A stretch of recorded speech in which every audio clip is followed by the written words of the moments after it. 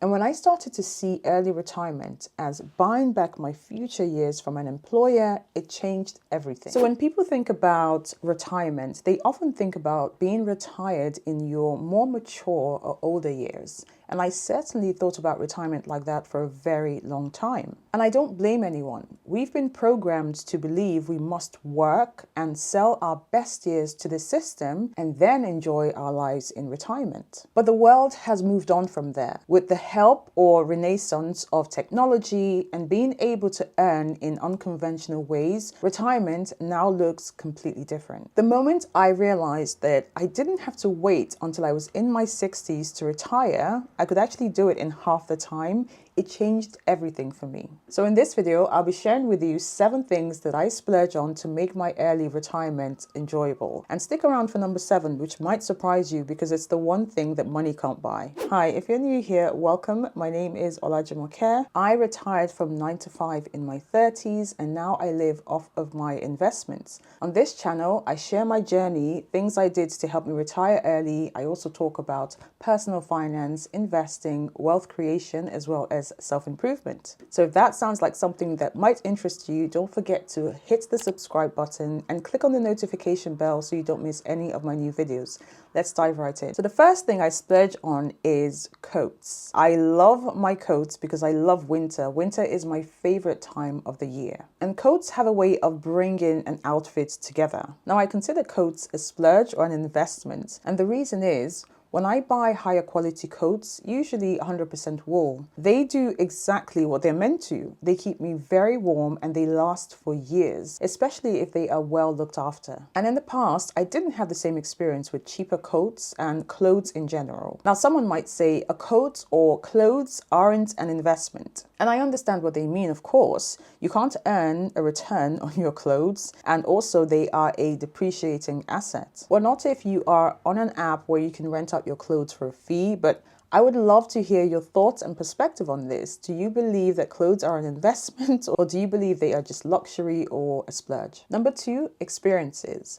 Bob Dylan once said, "Take care of your memories because you cannot relive them." When I was in full-time employment, my hours were both very heavy and long. I worked long hours and I traveled intercontinentally once, sometimes twice a month. And I didn't have enough autonomy over my time as I would have loved to.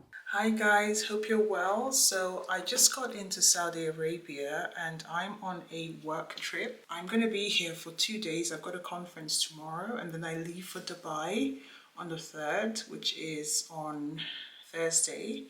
Then I'm off to Bahrain for 1 day or 2 days. Then I'm off to London. So I thought to bring you along on my journey. So I'm just going to sort of pan the room so you can see my room.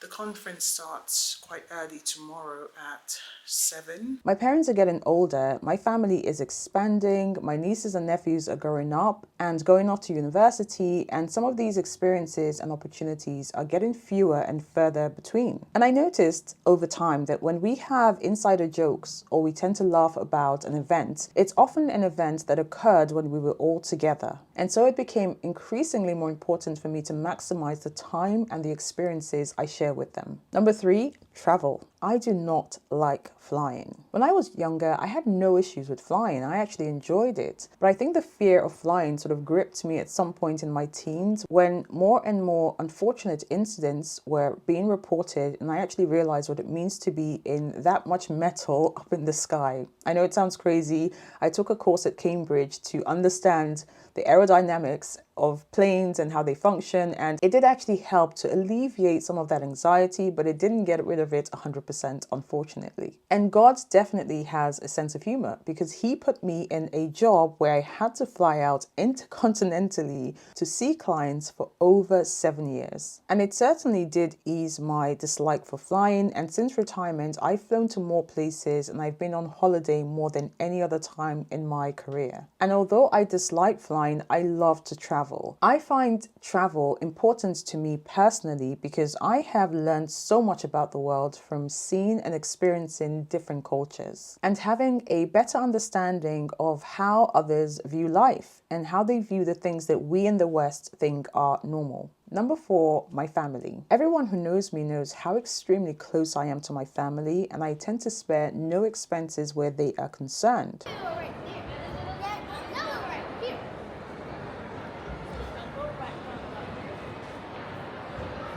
They are usually, if not always, at the forefront of my mind. If I'm shopping or perhaps at a museum and I happen to see something that I think a family member of mine might enjoy or might like to have, I would purchase that item without hesitation or book that experience for them to have. It helps that I know all of their clothing and shoe sizes as well as things they like. Number 5, food. Someone I love and respect dearly often says to me, the only thing any of us will take to heaven is the last meal we had. Now that I'm retired, I tend to cook more at home. Delivery apps aren't good for me because I tend to spend so much money on junk food. And when I tend to buy healthier foods on these apps, I can't be sure of the ingredients or how healthy they actually are. And now I feel like I have more time to prepare and enjoy fresh foods and delicacies that are both healthy and yummy. Granted, might cost a little bit more than if I ordered it from my local store or perhaps through an app. Number 6, technology. I've learned, sometimes painfully, that technology can either make or break your efficiency and sometimes affects your happiness. I've had both my laptop and my phone for about 6 years now. And I'm a believer in, if it's not broken, why fix it? But bless my gadgets, they are now on their last leg and it's definitely time for an upgrade. And as part of a necessary splurge, I recently purchased the Samsung 24 Ultra in Platinum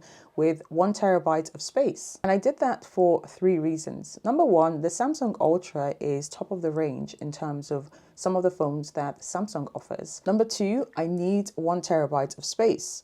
I found out increasingly that on my old gadgets, 512 gigabytes just doesn't last that long. And number 3, it promises to have up to 7 years of operating system updates, unlike some of the companies that I won't mention. Although I do like their other products, I stopped buying their phones. And it's time to upgrade my laptop, and I wanted to wait until Q4 2024 to get the latest model from that company that I spoke about, because their latest chip will help in terms of my workflow, editing YouTube videos and the like. Another tech item that people often tend to overlook is storage space. I think that we tend to underestimate just how much space we need, especially when you're doing things like YouTube with all these 4K videos that will soon turn into 8K videos and they take up so much space. Storage space, I found, is a necessary splurge. Number 7, sleep.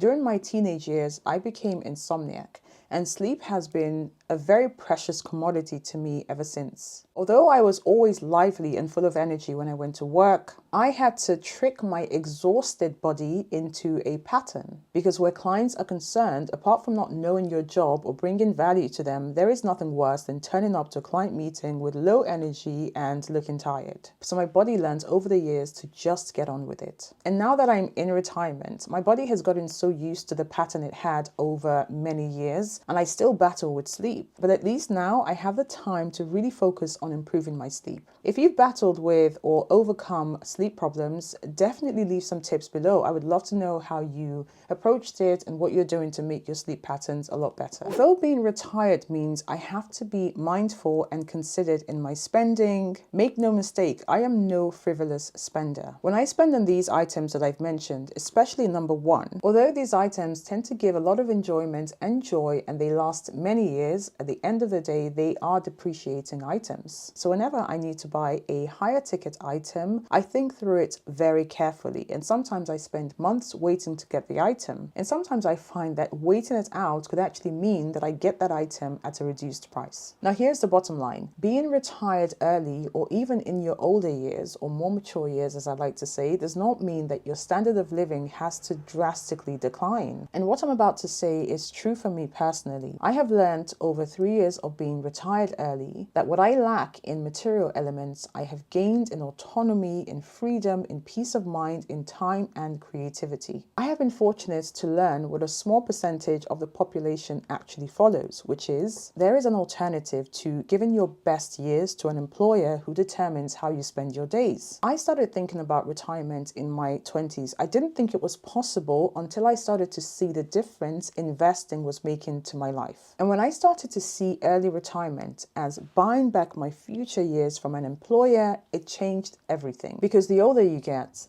the more challenging it is to do certain things that you could do or enjoy when you were much younger. So you don't have to wait until you are in your 60s or perhaps a septuagenarian to get retired. Why not start thinking about retirement right now? I'll see you in the next video. Look after yourselves. Bye for now.